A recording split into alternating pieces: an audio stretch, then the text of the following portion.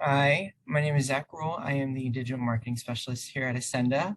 I'm here with Will Higbee. Will, what do you do here? Hi, so I'm a therapist with the CCBHC program through Ascenda, and I've been here for about a year, so I'm really looking forward to it. Perfect. All right. So today we're going to talk about starting a mental health dialogue with someone you trust. Will, I thought you'd be the perfect person to kind of talk about this. So let's just get started. How should someone go about starting a conversation with someone they trust?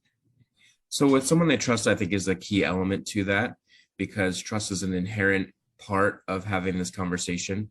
So I would say from the outset, one of the most important things is to set the boundaries that you feel most comfortable with.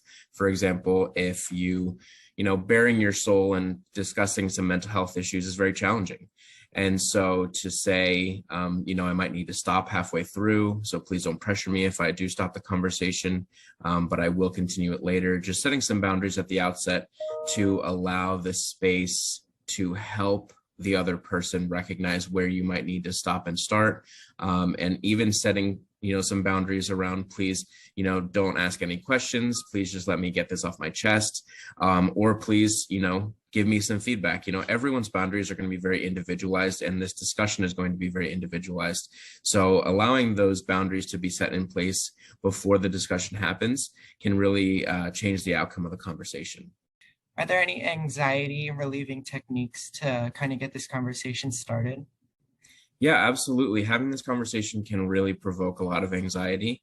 And so, like I said previously, this conversation and the boundaries are going to be very individualized. So making sure that you let the other person know that if you do need to stop and take a moment to do some mindful breathing or a grounding exercise might be really beneficial. Like I said, mindful breathing is a great technique to reduce anxiety.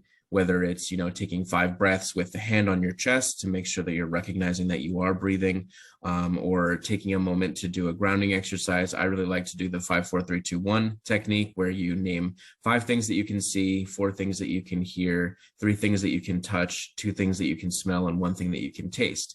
And that kind of grounds you in the present where you can recognize where your body is, where your mental space is, and kind of allow you the space to progress in that conversation.